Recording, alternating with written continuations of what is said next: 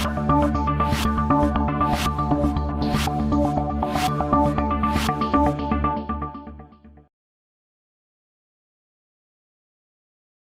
morning, everyone, and welcome to another first for us in this strange period with our inaugural LACA webinar. We've all had to get used to new ways of doing things these past weeks. Zoom meetings, Teams calls, and now webinars are all part of the everyday for us. We know that the whole world has changed since our spring seminar and our Scotty competition.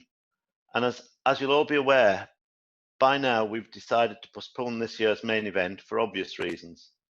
So instead, and to keep in touch, we've put together a series of topics to offer a number of webinars to you, our members, partners, and associate members over the next few weeks or months, however long it may be, so that we can keep in touch with you other than just through our website bulletins.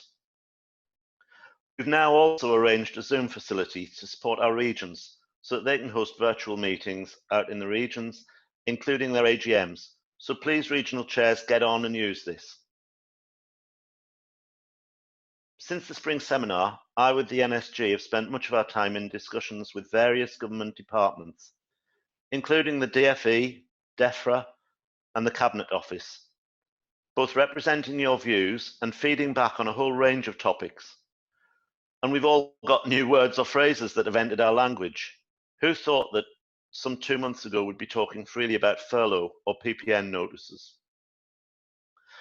My main aim throughout this crisis has been to protect our service and ensure that children and young people we serve and care for in our schools across the country has a service fit for purpose to return to when the time comes to get back to school. Only yesterday, Neil Porter and I were in a discussion with Andy Hudson and other people from DFE. And Andy reiterated the commitment to ensuring that children are fed well in school and looks forward to the day when he can cut off the Eden Red vouchers. I'm sure that for Andy that's been an absolute nightmare just in terms of keeping in touch and keeping that whole scheme moving. And Andy, as well as sort of other people in government, are keen to return back to feeding children on a daily basis. Over this period, we've been keeping the website updated almost daily, and we've seen a terrific amount of traffic to the site. So I hope that's been helpful to you during the last few weeks. But now we're starting to see some change, and we're thinking of the imminent return to school. And we'll take you through some of the support tools we've developed and placed in the members area of the website during this webinar today. As I said earlier, I think that we're all getting used to virtual meetings. You're all on mute at the moment. So if you're wanting to make any observations, please post these into the chat function. And remember to use the drop-down box and select to everyone for this.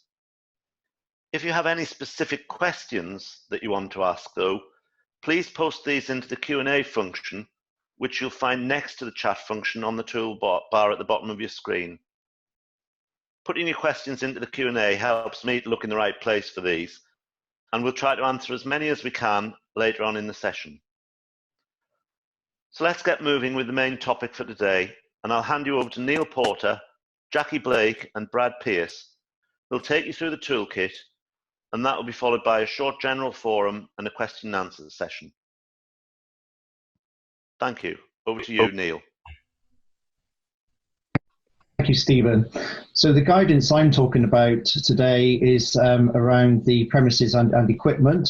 And it's the pre-mobilisation phase of kitchens reopening. So one of the first things that we advise you to do is have a good check around the kitchen and the rooms off the kitchen to ensure there's been no pest activity. And if there has, then to engage with your pest contractor to get them out as soon as possible to deal with that. Ensure taps are turned on and any stagnant water flushed through the system. This is particularly important as most kitchens may have been shut down and not used for around 10 weeks.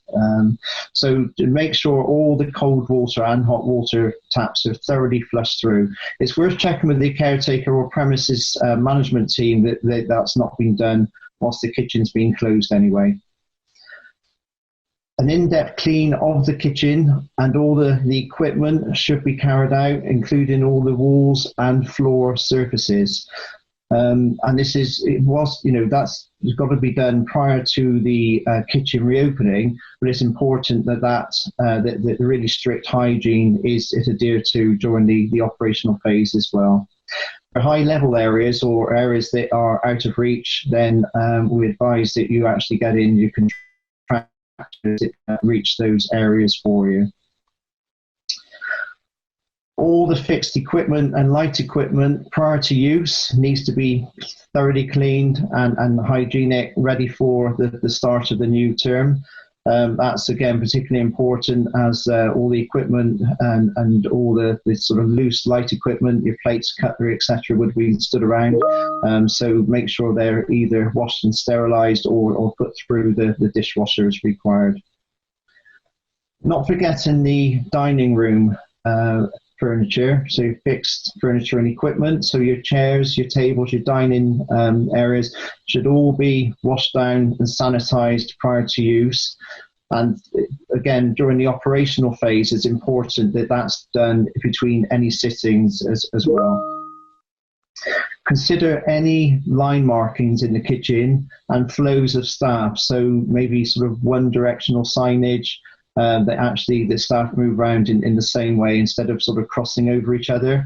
Maintain the social distancing requirements the government have laid down, and also liaise with the school over how that's going to be managed in the service area and within the dining space as well. Engage with a caretaker or FM contractor over the air ventilation in the kitchen. So there will be a BMS, which is the building management system, set up in most kitchen areas. And it's important these ventilation systems operate throughout a 24/7 period. Sometimes these are closed down towards the end of the day, but the guidance coming through suggests that we should make the best use of natural best ventilation, bearing in mind any sort of pest control and food safety requirements, but any mechanical ventilation, and particularly in toilet and changing areas, is run over a 24-hour period. Moving on to the post-operational phase. So this is the phase now where the schools have returned, and sticking with the theme of the premises and equipment. It's really critical that your daily and weekly cleaning schedules are adhered to and probably need to be reviewed in view of the COVID-19, and paying particular attention to any touch points, so any door handles, door plates, any equipment that's regularly touched by any of your staff or customers or any other adults in the school are regularly cleaned and sanitized. So that's not necessarily at the start of the day or at the end of the day, it's during the course of the day as well. So really pay a lot of attention to your cleaning schedules and your training to staff prior to them coming back. Work with the school as well around these maintaining the sort of sanitization of doors and handles. Simple measures such as keeping doors open into the dining space will ensure that the children don't actually make contact with any surfaces. And I think it's particularly important the schools will ensure that the pupils wash their hands before coming into the dining room and washing their hands after they leave the dining room. And it could be that hand gel needs to be available for children to use as well as they enter the dining space. Work with schools to ensure children keep the social distancing rules, so that, using the midday supervisor support as well. It's important that the children understand that they have to abide by that. One thing to consider is actually around the service itself and whether self-service should be reviewed, and whether a plated meal service should be provided to the children at the tables. So as children enter a dining area, they sit down at the table, so the cutlery and the beaker and water is all available for them, and the midday supervisors and staff assist with bringing food from the counter to the table. And that's to reduce the amount of traffic and movement in the dining space, And then following the end of their meal service, they just return the waste there to a waste station. Ensure the dining tables, as I mentioned earlier, are regularly sanitised and washed down between any pupil use in between sittings.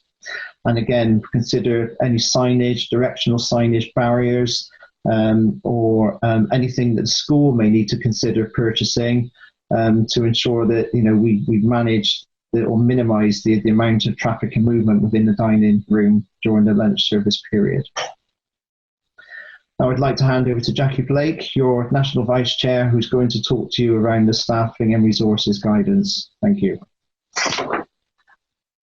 Hi, I'm Jackie Blake, the National Vice Chair, and today I'm going to talk to you about staffing and resources in order to get ready for your planning for reopening. So our staff need really clear support and guidance to ensure that they have safe working, and also for our customers as well. So we suggest that in the first instance you liaise with each school and provide your managers with a really comprehensive checklist to support them. So I'm going to cover two of the checklists today. The first one is a pre-mobilisation list, and then the second one is the post. So the first list I'm going to talk about is your pre-mobilisation phase. You will need to contact the staff to agree a return to work date. Not all schools will obviously be starting on exactly the same date, and agree with staff teams a pre-opening training date. It's really important that they have all the information they need both to keep themselves and their customers safe. So our advice would be for you to produce a toolbox talk briefing session. And this should include things like revised ways of working. Clearly, it's most important to have agreement with the school on social distancing, if there's any markings, where the service is going to be, are the pupils going to come up to the counter, or is the food going to be taken to them, those kind of things, and agree that with the school before you set out the plan for your staff. In addition to that, it's things like the wearing of PPE and the provision of that, and also the importance of premises and personal hygiene. Obviously, hand washing and sanitising is paramount. Included in that, we need to also think about things like overalls and the laundering of them, bringing them in to and from work, reporting any absences, and in particular around COVID symptoms and what your particular protocols are and methods of advising the team, and also for the testing measures that will take place. So the second thing you need to think about is ensuring that they have adequate protective equipment and overalls, and that might not be the case in some instances. It depends on what facilities they've got for washing, so that really does need to be checked before they can start. And also produce a return to work questionnaire. And what we mean here is that you've got key things that you're asking them about, any symptoms they may have, in particular about any difficulties they may have, so things like childcare, transport issues. There's going to be lots of questions from staff around that, so you need to plan ahead. The staff team attend all training prior to opening. That might need to be a little bit more creative through phone calls or video calling, if potentially because of social distancing. You need to be clear with them that there may be some rota changes of shifts and working patterns, so make sure all staff are aware. And it might be useful that when they do actually get into site, that there's a full list of telephone numbers and contacts for them so that they can take that away with them. You need to ensure that you have arrangements in place for any possible temporary or agency or mobile staff should you require them. And you need to review your staff resources in view of the additional cleaning tasks required to make sure that you've got sufficient levels, because it may take longer. Although they're probably serving slightly fewer pupils, there will be extended cleaning required during this period. So the post-operational phase checklist that we've worked up is the first thing you need to think about is having a daily catch-up with staff to run through any operational changes. And also with school, things may change, numbers may go up or down, and in particular you'll need to know about the number of meals that you're preparing and what staffing you need to manage that. Remind the staff of their obligations around hygiene standards and social distancing and any potential escalation measures. And by that we mean if meal numbers go up, and thinking about things like split lunch times, and also even potentially split shifts for staff if the school day is going to be extended at all. You need to ensure there's sufficient stocks of PPE and cleaning materials available at all times, so probably wise to get ahead and get those ordered in advance. And you need to ensure that clean overalls are brought into the workplace daily in a washable bag or disposable bag, and ensure that all staff team change on the school premises prior to and after the shift into their designated uniform, so that way if anybody has happened to contract COVID, then they're not passing that on through any uniform. In addition to that, you need to ensure that the staff teams wash their hands as they enter the kitchen before they start work and after using the toilet, and frequently between kitchen tasks, which, as we know, that is standard practice, but we just need to re-emphasise that point. Finally, we need to ensure there are sufficient quantities of hand soap and paper towels, and that these are checked and topped up daily. And in particular, that no staff other than catering staff should be allowed in the kitchen area at any time. It's important that we try and keep staff contact as a minimum. And in particular, only ensure that you have one member of staff in small areas like storerooms, cupboards and offices at any one time.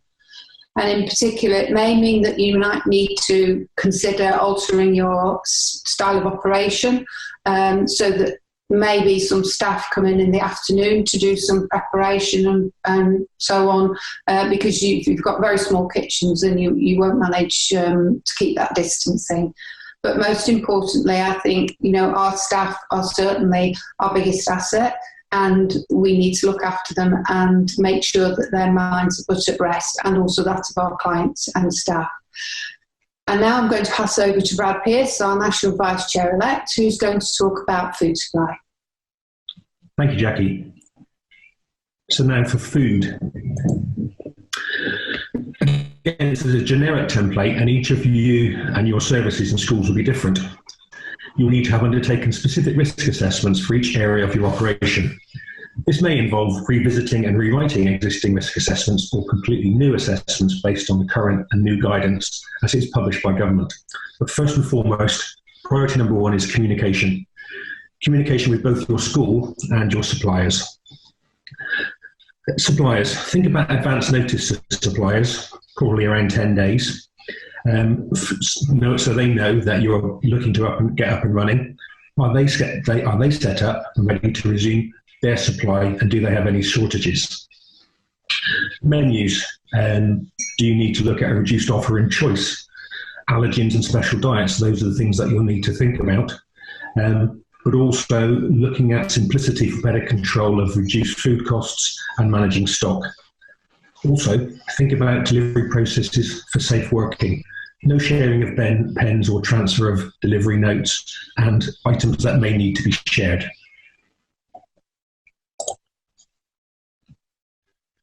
Communicating with your schools and their senior leadership teams will be vital.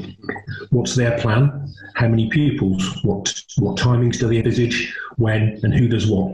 What are the roles of lunchtime supervisors? Ensuring that you communicate with the school about changes to your offer will also be vital, so that students and pupils understand what's available and how to access the food. Perhaps following best practice on policy with no food brought in from home could be considered, and whether schools will be willing to support this.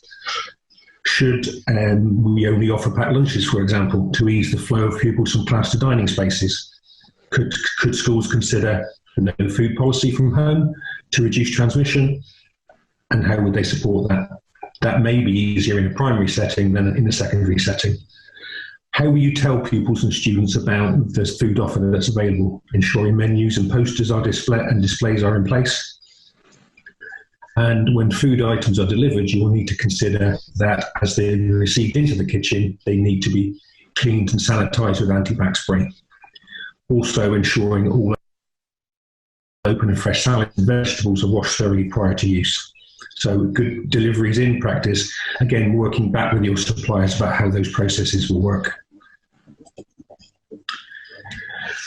Looking at the service in the dining hall or classroom, again, you will need to talk to your school about who does what and whose responsibilities are managing most of those processes. But have you got sufficient disposables of cutlery, plates and beakers to accommodate the numbers of customers that are anticipated?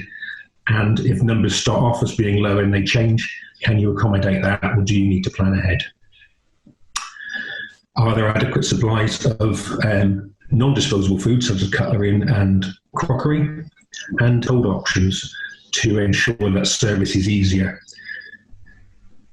If you're looking at packaged food, consider wrappings so that we don't use and produce excessive waste in packaging. In a change service, we need to make sure that all equipment is operating correctly, especially fridges and freezers and hot cupboards at temperature. We need to ensure that existing stock items that may have been held before lockdown are actually still safe for use. So we should check best before and use by dates and dispose of those appropriately. And so now you're up and running, things to look at and ensure that we're doing correctly are your food supplies, are they stored correctly and maintained? Have you ordered and maintained a reasonable stock level to meet the anticipated need to avoid stockpiling? Are your staff trained correctly in preparing, serving food and regularly washing hands in between job roles? This will be an area of concern for staff, and we need to build confidence that they are appropriately trained and feel comfortable with the new working practices. We need to ensure that food waste is disposed of properly from within the production area. And again, think about limiting food brought in from home and with the school to ensure that we actually maintain a clean dining environment. And so, what does service look like from a school point of view? Liaise with schools over staggered or extended lunch periods. What does the school day like, and how does lunch service fit in with that new school day? Liaise with the school over dining room waste management, the returns and waste areas. Think about how the plated waste will actually reach those areas. Bowls of water with sanitizer for cutlery must be used, and the waste areas will really need to be cleared and returned more regularly. Ensure that you rotate the stock regularly and check that best before and use by dates are adhered to. So thank you. That's the food aspect. I'll now hand back to Stephen, who will deal with the Q&A session. Hi there. Thank you, Brad, and thank you, Neil and Jackie. Well, I hope you agree that the three topics we've talked about there are the three areas that we'll all need to consider. Many of you will be down the road to reopening by now, and many more have never closed but have continued delivering service to free school meal children and key workers children throughout the past few weeks. Thank you for that. I think it's clear that we haven't set out to provide a new operations manual for all of you. That's down to each of your organisations to consider the way of working that suits your schools, and for your schools to agree the right way of working for them and for their children. I think that what we are about here really is preparing an element of risk assessment preparation for you, because make no doubt, the EHOs are likely to be looking at what we're doing very closely. We're the only food organisations that are going to be open at present, so it's likely that they'll give us some attention. So please make sure that some of the points that we've raised you're able to do and you're able to look at. The checklists will be on the website for you. Please ensure that your children and your team members are kept safe, which is what we've aimed to do with this today. We hope that the toolkit consider how you'll be able to do things during this next phase of the coronavirus period and the eventual safe return to full schools and feeding healthy children. So on with some questions. We've had a number of questions sent to us in advance of the webinar, and I've been following the Q&A and I can see that we've got nine questions sitting on there. So first of all,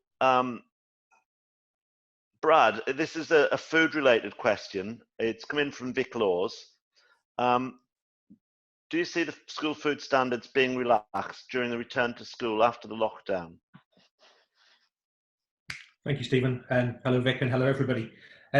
as far as I'm aware, school food standards haven't actually been relaxed, but I think the priority is about creating a safe environment where we're able to offer children a healthy meal that they can enjoy in school under those new restrictions. So I think it's about being sensible and saying this can actually provide a balanced diet which children will enjoy, because what we need first and foremost is to have those children safe, enjoying food, and going back into the service.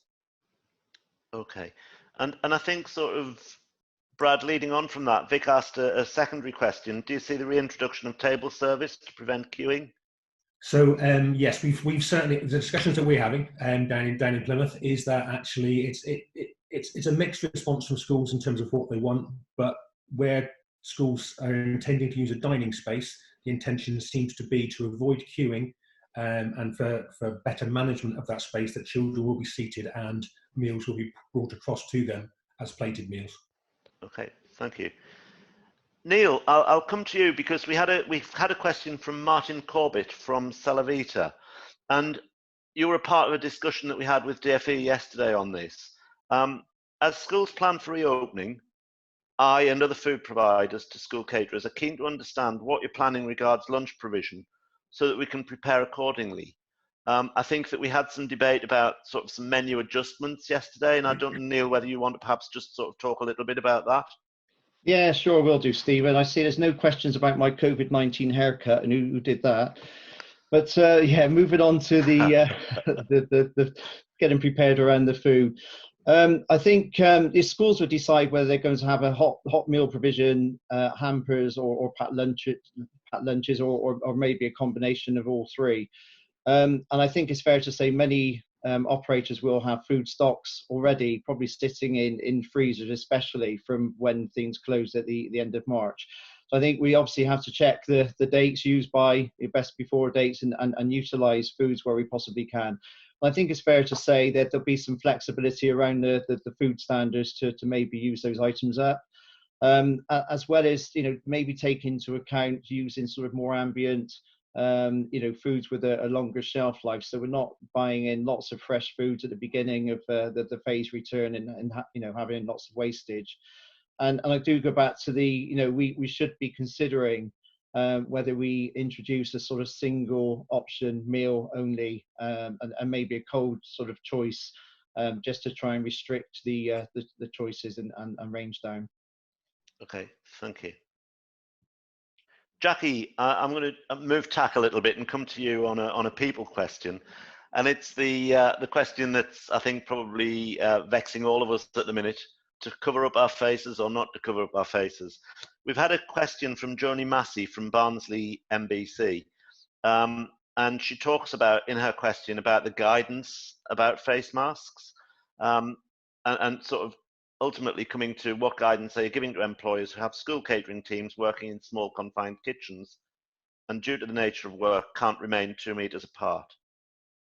Government guidance is that face masks or a covering is to be worn, and face masks wouldn't be worn by employees usually. However, some of the small teams have 2 or 3 or 3 in all who are very much working together. So can you give us some guidance on that?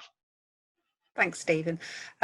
Certainly we've had numerous discussions about this in Nottingham. I think government guidance is that they're saying that face masks shouldn't be worn in schools. But I think the issue we have is, as you pointed out, we've got some small kitchens, and that's going to prove quite impractical to follow social distancing measures. So what we've considered is putting staff onto shifts. So some prep could be done in the afternoon, and again, split shifts, talking with the school, so that you're spreading your staff over the day, so that there's not as many in the kitchen. And again, following what Neil said, maybe some packed lunch provision that can be kept. So some prep done in the morning. So basically, you're spreading out your production and your service as much as you can to reduce that. Obviously, a lot easier in larger kitchens, but I think the primary focus will be on those smaller ones. And again, care needed with face coverings because it's the type. You can't be using them in a production if you're doing hot food near to, flames, ovens, etc. There's a safety issue with that. So I think the guidance would be only use them where you absolutely have to. Okay, thank you. Brad, I'm going to come back to you, and I think really it's a question actually that's linked. Josie de Abro from Greenshaw Learning Trust asked us a question: how will caterers follow still the government food standards for the next 4 months or more? Can I relax the rules on this until we're back to normal? And I think we've probably covered that, but is there anything else you wanted to add to that in terms of your own experience of sort of applying the school food standards? I think what we really need to do is, as we've said throughout all of this, is to talk to those individual schools and those senior leadership teams in schools. Over the last few days, we're getting a really different message from schools about what they want to receive, and it is, in many instances, a mix of hot food, grab bag packed lunches, and also weekly food parcels. So we do know, I think we understand that if we were to do packed lunches 5 days a week over a 3-week cycle, we probably wouldn't be able to meet the food standards, and it wouldn't be a very appetizing offer. So I think it is a bit of mix and match, and I think we just have to be sensible. It will also depend on what our suppliers can get to us in terms of those food and ingredients. We're not experiencing food shortages. We don't expect to experience food shortages, but that could change, and it will depend on the numbers of children that turn up on day one and how that changes over the coming weeks, I think. Yeah, sure. We've had a note from Kate Snow from Quorn, who talks about simplifying menus, and she's recommended that sort of they've got many options that they could help, and obviously Quorn isn't a fresh sort of meat product and has got sort of some length of life, that you might just want to consider your menu mixes around using some of their products. And if you've got anything that they want, that they're able to do to help you, they, like many other suppliers, are ready and waiting for us and for our members to come to them and ask for suggestions and help. We've had a number of questions. Kathy Crosswaite from London Borough of Sutton, Julia Richardson from GS Plus, Ken Navin from the Impact Food Group, and Scott Curtis from Dolce Catering have all asked questions that are probably a little bit technical for us, and that we need to go back to the departments, whether that's the Department for Education or Cabinet Office, on questions around furloughing of staff and the application of the PPN notice. I know we had some basic discussion again with the DFE guys yesterday around this, because we'd had these questions in advance. So we will come back to you on those points. I'm going to move to the live Q&A and just whiz through some of those. We've had a note from Glenn Roberts from FEA suggesting that their suppliers are able to provide some certification for the correct maintenance and operation of warewashing products, etc. Providing sort of that we're going to check. A note from Carol Stebbing: will the slides be shared so that we can refer later? Yes, absolutely. And you'll find that the toolkit with the Q&As is also on the website in the members area. An anonymous question: do we know if the national voucher scheme provided by Edenred will be available during the May half term, and will any free school meal provision be funded by government during the half term? We did talk about this very briefly again yesterday. It's holiday provision isn't usually provided during the May half term, and therefore sort of the DFE position will be that there wouldn't be any expectation to provide net vouchers during that time.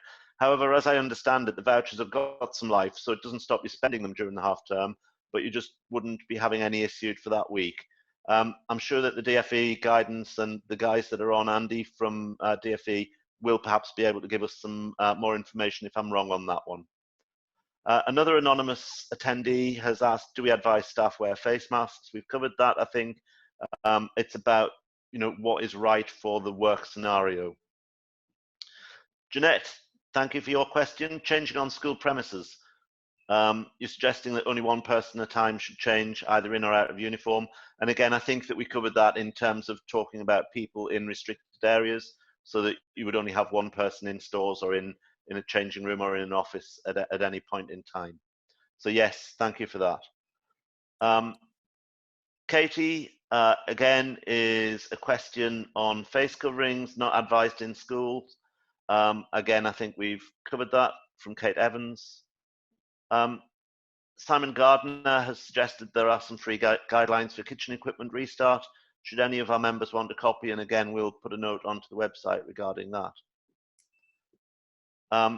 Do we have a sample risk assessment for coronavirus? As HSE is saying, this will be required. That's come in from Paul Flounders.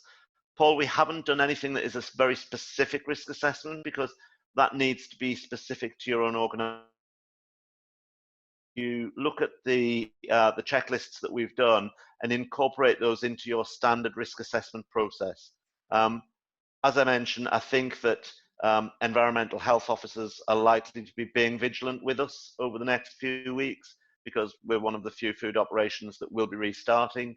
And I think that it's important that you've got some evidence to support the risk assessment process in place in each of your kitchens to say that actually you have looked at things, and therefore it would be wrong of us to put a full risk assessment there. I can talk to colleagues and look at whether or not there might be a sample that we could put out onto the website following the call. Melanie Simpson, self-service salad is our most popular offering. You'd be glad of alternative ideas around that. Absolutely, it is. You know, self-service areas are popular, but I think given the scenario that we've got, you're not wanting to have children thronging around a particular area. I would suggest that you put up some basic salad bowls that can be, you know, like handed to children if they want a salad. Probably avoid too many complex salads and keep it so that you've got some fairly simple salad items. And again, that's got to be down to your individual schools.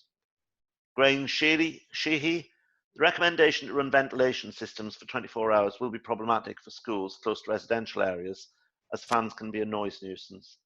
There could also be an issue with remote mechanical monitoring systems in that they will be flagging up issues during the night if fans go down and incurring call-out costs. I think that each of you are going to need to look at that as an individual point.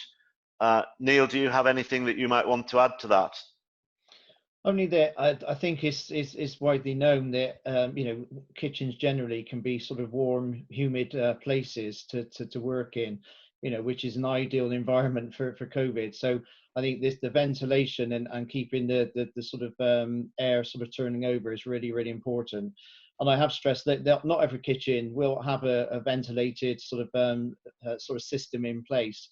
Generally, changing areas where there's no open or window will have an extract system. Most kitchens will have windows that they can open as well. So, you know, there has to be a sort of common sense approach to it. But, you know, I think it's down to every individual kitchen reviewing it as part of their own establishment. Cheers. Thanks, Neil.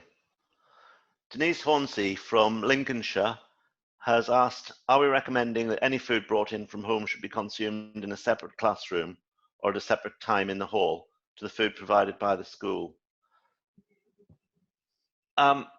Ideally, we don't want anybody bringing any food in from home. We want to control our food offers in school to food that we can provide, but we recognise that that may not always be possible. I would be, again, liaising with your schools and trying to keep food coming in from home separate to food that is provided by our service providers, would be my personal sort of opinion. But again, that, Denise, is going to be have to be a bit of a school policy on that, really. Stephen McGarvey, do you think there'll be a bigger push to pre-packed meals with a smaller hot food menu? Brad, do you want to pick up on that, because we have talked about how provision may need to change on the food offer? Yeah, I think as we've talked about, I think for confidence building and understanding where the business is in the first few weeks, I think a packed lunch offer is sensible, and that allows us to ensure we've got staff trained, working practices within the kitchen space, liaison with school staff and lunchtime supervision about how those bagged meals might get to the children and to classrooms. As Neil picked up on, and we're looking at single choice menus in terms of the less cooking from scratch at this point, in terms of easier production, less staff needed. So I think it will be potentially a short to medium term arrangement with more bagged meals. And I think we're lucky in many ways that it's summer, because it will be useful, I think, for us to be able to encourage outside eating and children to get out from their reduced class spaces and to enjoy some fresh air at the same time. Yeah, absolutely. Would you see food? Elizabeth Wood Whitehouse has asked a question. Would you see food safety auditors being allowed into kitchens to check compliance and assist with training, etc.? Jackie, can you maybe pick that one up, please? Yes, of course. Absolutely. I mean, they will need to happen, and as long as they've got all the correct PPE and that you've got assurances that they're COVID clear, then by all means, yes, I think staff will need support and training. Yeah, perfect. Mark Rigby has asked a question: is there any recipe and menu support available which takes all these considerations into account? Neil, I think, would this perhaps, in terms of our sort of recipe and menu checking service, is probably the only recipe and menu support that we do offer through sort of the website at the moment. But Neil, is there anything that you might want to suggest on that? You're right. I mean, the menu checking system is currently in place now. I think in terms of further support and advice on menus, it's something certainly we can look at. And we can talk around and producing some sort of guidance around that from LACA if there is a requirement there. Yeah, thank you. We have had a note here again, and I think this is from an anonymous attendee. It's one of those questions that I think we will refer back to DFE and to Cabinet Office with. But I'll read it out so that we can sort of hear it. Some areas have furloughed most staff and are using vouchers funded directly by government. So their free school meal or universal infant free school meal budgets are not being used. Other authorities have continued to provide packed lunches or hampers and have not furloughed staff. So their free school meal or universal infant free school meal will be in deficit, which will only be reimbursed by government to suppliers, I assume, for free meal costs. There's no way of covering the contractor's fixed costs and labour, which have an element for paid meals. How is this fair, and do we move forward with paying the provider with different groups of pupils arriving? I think that this is a question that is difficult for us to respond to in this webinar situation, and I'll pick this up for whoever this questioner is, and we'll add it to the list of questions that we'll take back to DFE for their consideration. Clearly, sort of the instruction came to providers at the beginning of this to follow the rules of the PPN. Some authorities have interpreted that differently, some schools have interpreted that differently, and where there is a challenge with that, again, happy to raise that with DFE and with the Cabinet Office on the support that they can offer for ensuring that suppliers and contractors are paid. Adam Curtis has asked a question: where supply relief is refused by schools, is there any guidance? And again, that would link to the question above. A note from Mark Rigby again, suggesting that Premier would be happy to support on any menu or recipe materials that might be available. So again, for those of you that use Premier, go to Premier and ask for that support. If you don't use Premier, consider them for your supply chain. And thank you for that couple of points, Mark. There's an anonymous attendee has suggested that we might be anticipating a government budget reduction. And where does this leave brands, if so? I can't comment on whatever government budget reduction there might be or might not be. I suspect that we're all going to be paying for this crisis for many years to come. But certainly I would reiterate the conversation that we had with Andy Hudson, who heads up the Healthy Pupils Unit in DFE, and his commitment was to making sure that we feed children in schools. We didn't talk about the budget. We have made some submission to the government and to Treasury back at budget time, which seems like it's about 100 years ago now.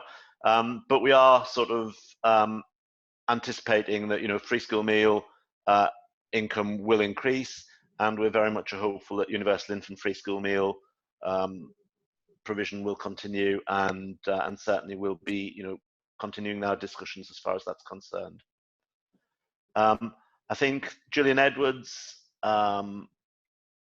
has raised a point about making sure that is it reasonable for us to ask schools to check on any pest issues and ensure that the water system can be flushed or treated for any Legionella potential before restarting kitchens. And I think, again, what we've suggested is that we do need to make sure that water systems are flushed and treated. But that's important that you do liaise with schools. So thanks, Julian, for that. Will we be setting up a central area on our website for suppliers to offer support and advice?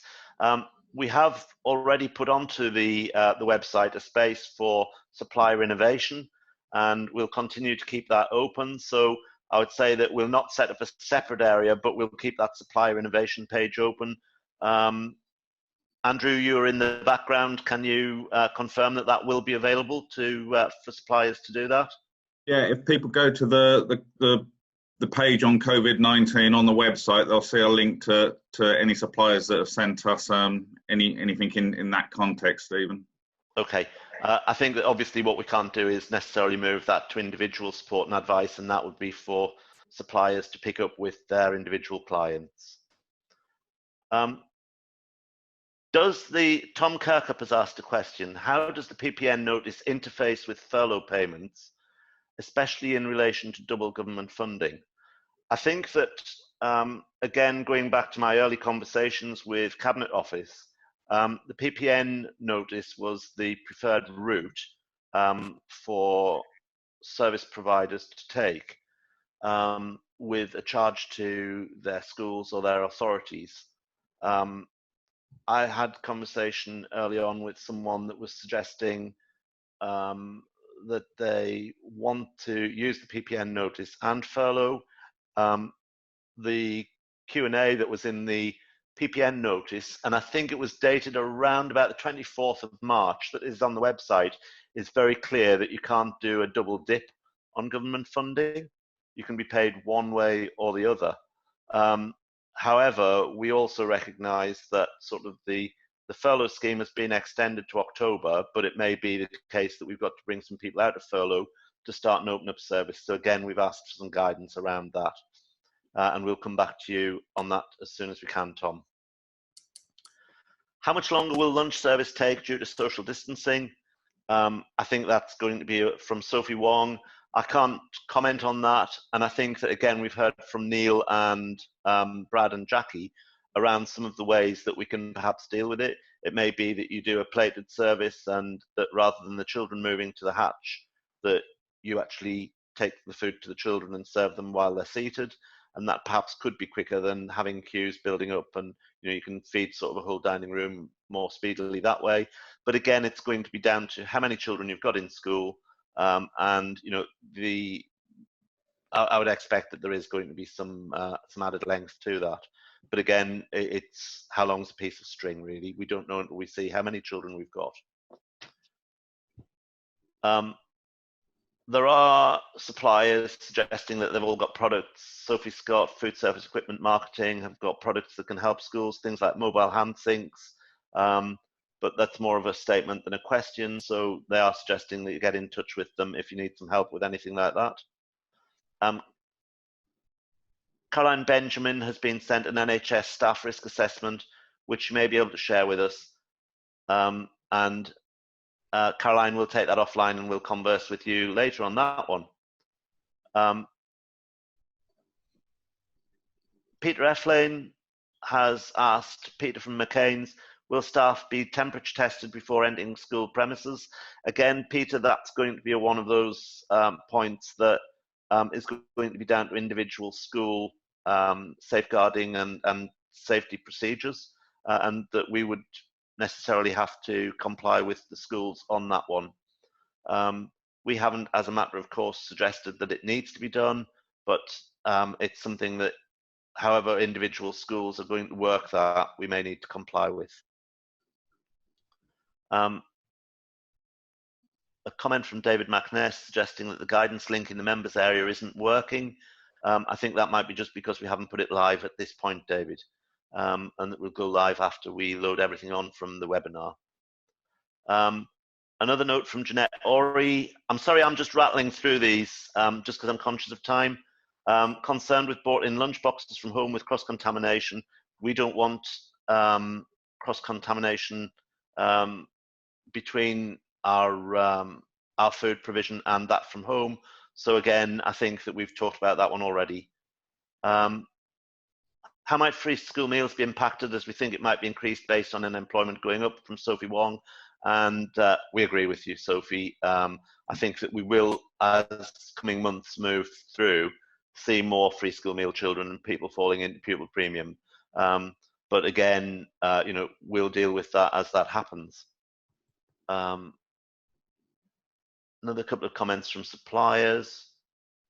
Lee Hall, with government's proposed plans of decreasing the level of support for furlough payment and threat of increased unemployment, how will this impact free school meals and predicted increase in uptake?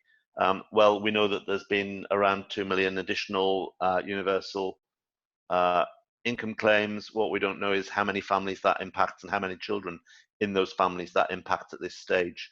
But I'm sure that we are going to see some growth there.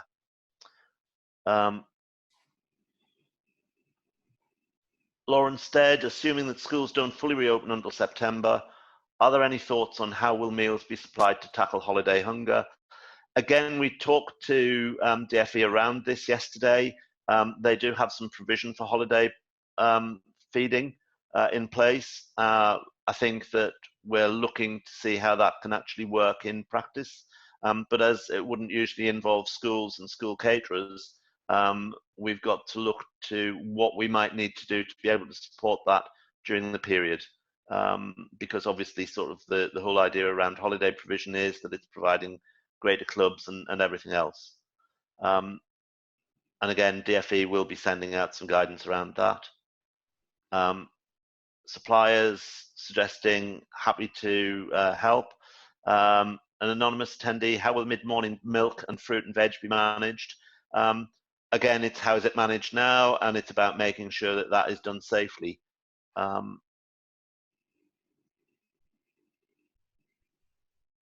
What's the rationale for don't bring food to schools? Is there any research that could be referred to when discussing this with schools?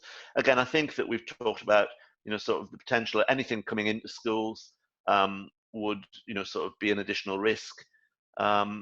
It's going to be, you know, sort of, we know that the food that we can provide from a healthy eating perspective is likely to be better than food brought in from home. You know, we've all heard the research that only 1.6% of lunch boxes coming from home meet the school food standards, and therefore we encourage children to have a meal that we can provide. And I think that schools are going to be keen to want to encourage children all to do the same thing, so that they're not faced with the problem of having to separate groups even further than they do.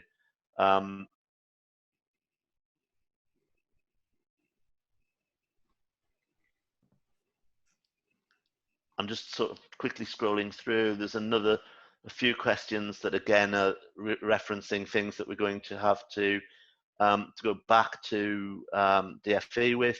Can we have contact for mobile hand washing units? Yes, we'll put that contact, or if that person that suggested that they had those, and I can't remember the name now because it was way up the list, wants to put a note to us, we can make sure that that innovative piece is put onto our website.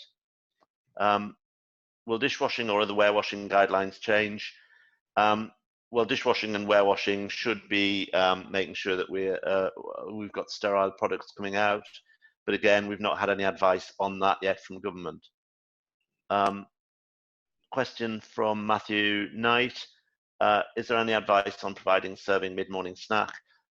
We haven't put anything specific to that, but I've already sort of talked about that earlier. Paul Bayer to keep choice of food options. I'm conscious that I'm doing like lots of talking here, guys. And if there's anybody else wants to jump in, please, from Neil or Jackie or Brad, to suggest anything, give me a shout or give me a nudge. Paul Bayer, to keep choice of food options, could we need to look at individual ready meal orders in the short term? I think as much pre-ordering as you can get would be great, yes. Chris Curry, if replacement kitchen equipment is required, such as refrigeration, will procurement process be speeded up? I can't comment on that because that's going to be down to individual contractors or authorities in terms of that. But I'm sure that if there is a problem, we can make sure that, you know, sort of people do try to speed up in terms of the reference. This is 11 o'clock. Yeah, likely to be any increase to school budgets to afford extra equipment. Again, we don't know about that. So, conscious of time, before we all get chucked out of this, thank you all for dialing in. We've approached the time of the webinar slot, so any questions that we haven't been able to answer live, we'll place on the website. I think that, Andrew, coming back to you, there should be a screen that comes up that gives details of that. Yeah. So the guide's available in the members area of the LACA website, and the videos of today will be available to all by tomorrow on the website. If you're not a member and need to get into the members website, please follow the link or call us on 0333 005 0226 and join, be part of the LACA family. Thanks everyone for coming on, and look forward to seeing you soon. In terms of sort of our ongoing work, we have got more webinars. Do keep in touch, but more importantly, keep safe and well. And I suppose, to paraphrase someone else that has said it, we will meet again, and we look forward to that time coming for all of us. Thank you. Bye.